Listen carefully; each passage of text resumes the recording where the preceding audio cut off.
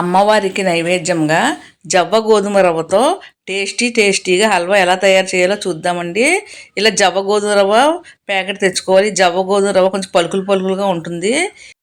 ఈ రవ్వను ఒక గ్లాస్ నిండుగా తీసి పక్కన పెట్టుకోవాలి. స్టవ్ పైన కుక్కర్ పెట్టుకోవాలి. దాంట్లో ఒక 2 స్పూన్లు నెయ్యి వేసుకోవాలి.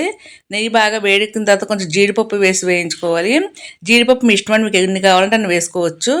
జీడిపప్పు కొంచెం వేగిన తర్వాత కొంచెం కిస్మిస్ వేసుకోవాలి. కిస్మిస్ని జీడిపప్పుని మంచి రంగు వచ్చే వరకు వేయించి తీసి ప్లేట్లో పక్కన పెట్టుకోవాలి.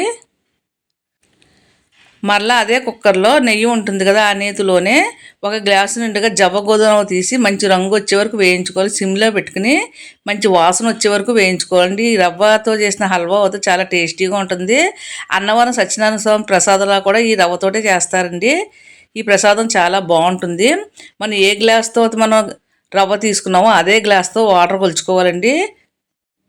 ఇక్కడైతే అదే గ్లాస్తో 3 గ్లాసుల నిండుగా వాటర్ పోసుకుంటున్నాను. 3 గ్లాసుల నిండా వాటర్ పోసుకుని కుక్కర్ మూత పెట్టి 4 to 5 విజిల్స్ వచ్చే వరకు మీడియం ఫ్లేమ్లో ఉడికించుకుంటే కనుక రవ్వ చక్కగా ఉడుకుతుందండి. హైలో పెట్టేస్తే కనుక తొందరగా విజిల్స్ వస్తాయి కానీ రవ్వ సరిగ్గా ఉడకదు. ఉడికే ముందర రవ్వలో కొంచెం నెయ్యి వేసుకోవాలి. నీళ్ళు పొంగిపోకుండా చక్కగా ఉడుకుతుందండి.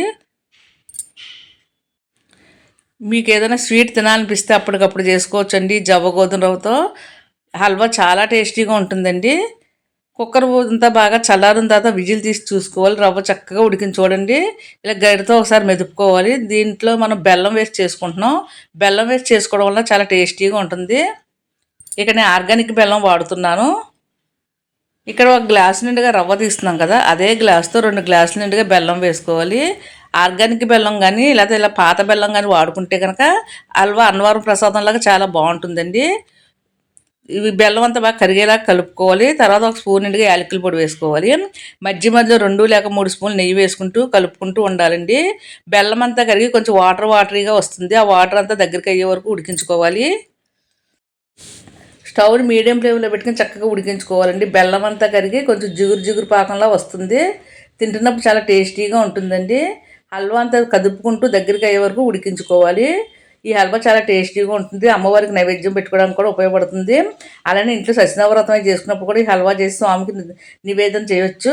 ఈ హల్వా అయితే చాలా టేస్టీగా ఉంటుంది. తర్వాత దగ్గరికి అయిన తర్వాత స్టవ్ ఆఫ్ చేసి మనం వేయించి పెట్టుకుని జీడిపప్పు కిస్మిస్ వేసుకోవాలండి. అంతే అండి, గోధుమ రవ్వతో హల్వా రెడీ అయిపోయింది.